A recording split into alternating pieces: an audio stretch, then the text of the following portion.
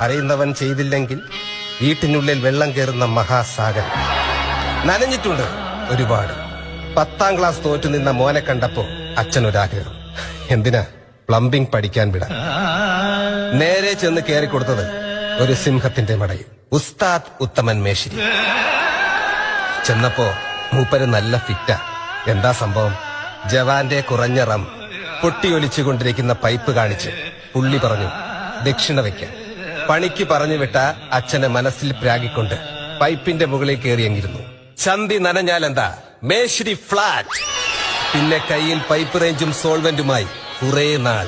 ഒടുവിൽ ഉത്തമ മേശ്ശേരിയുടെ പണിയും തട്ടിയെടുത്ത് ടാങ്കിൽ ഒരു പിടി പച്ചമണ്ണും വാരിയിട്ട് എങ്ങും നിലയ്ക്കാത്ത യാത്ര.